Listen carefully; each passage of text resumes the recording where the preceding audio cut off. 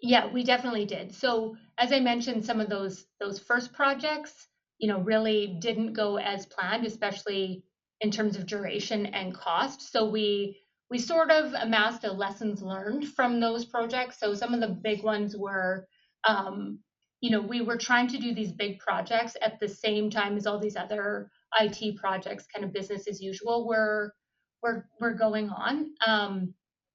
We also, in one of our success factors project, we ran into an issue where our business resources just did not have the dedicated time.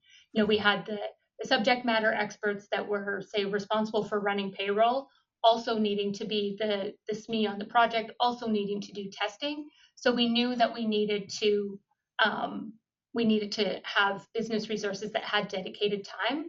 We also knew our resources needed to have dedicated time, so we needed to make sure we put in change freezes and those types of things. And then another one, which is why we connected with UpperEdge, was just managing those vendor costs.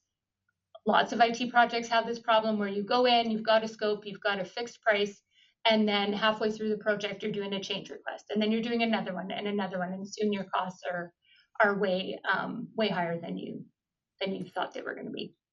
Yeah, one of the things that you mentioned there, Jesse, and I've seen this with a lot of our clients and other programs, the the recognition and the understanding of internal resource constraints, and then being able to say, now, we understand how we have to manage it.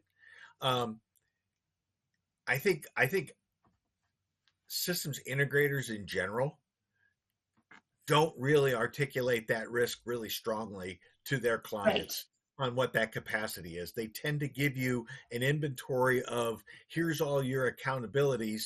Do you agree with those accountabilities? You'll say yes, right? And Yeah. then you end up finding out, oh my gosh, what's the capacity to do those things? And everything kind of gets snowplowed into the end, and then that's inevitably what ends up creating delays in the go live, because now you have to say, I don't know how I'm going to meet all these requirements. It sounds like you recognized what that capacity requirements were going to be, and then managed your business to be able to say, we've got to come up with what mechanisms in order to be able to create the capacity to assure that we're going to have a successful implementation.